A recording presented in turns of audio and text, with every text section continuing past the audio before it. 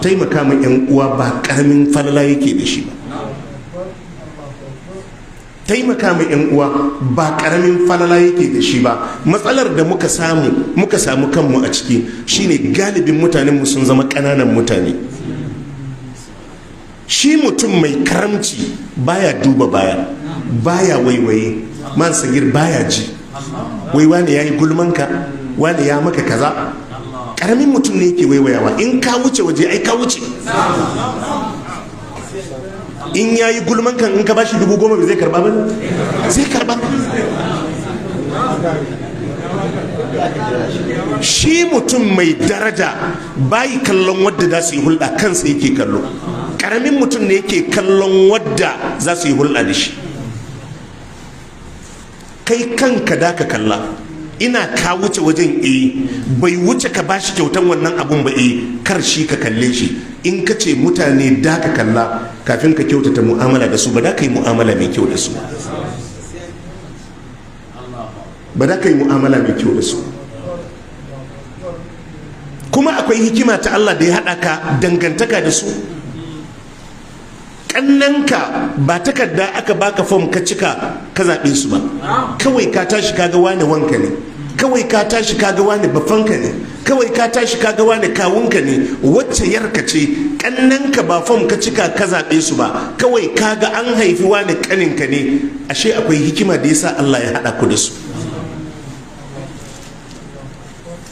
Ka taimaki 'yan uwanka.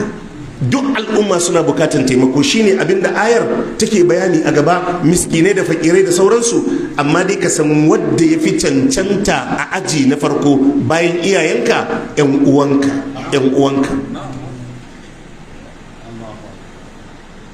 'yan uwanka. Kar a ce kana da wadata, kana da walwala, kanwarka ko yarka tana rayuwa a cikin kunci. Kar ka yadda da wannan, kar ka yadda da wannan. Duk gwargwadon abin da ka samu na za ka taimake 'yan uwanka, ka taimake su, ka taimaka musu. Abinda duk ka samu dama ka taimaka ma 'yan uwanka na jini, ka taimaka musu. Ba a hana ka taimaka ma kowa ba, in ya cancanta ka taimaka mishi, amma dai kar taimakonka ya fantsama a cikin al'umma amma kuma 'yan uwanka ka manta da su. Jama'a muna fahimta? Wani motoci zai raba, zai dauki din mota ya ba mu wannan, ya ce a kai ma wani, ya dauki din mota a kai ma wani, ya kai kidin mu ya ba da kidin mota a ba ma wani. Akwai babbansa, kanin ubansa ko mashin din hawa bayi da shi. Yana faruwa ko bai faruwa? Yana faruwa, yana faruwa.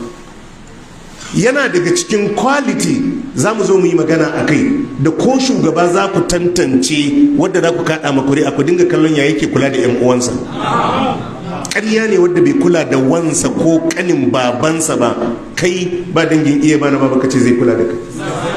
Ka yaudari kanka, ka yaudari kanka. Ku tashi tsaye wajen kulawa da 'yan uwanku na jini. Kar kana da wadata ka bar 'yan uwanka su tozarta. Kar kana da wadata ka bar 'yan uwanka su tozarta. Kar kyautatawarka ta ƙare akan al'umma amma 'yan uwanka suna da bukata kuma suna rayuwa a cikin kunci. Jama'a muna fahimta? Duk waɗannan ayoyi inda za mu yi ta kawo su haka da ka gani, Allah sai ya ce inna Allah ya amuru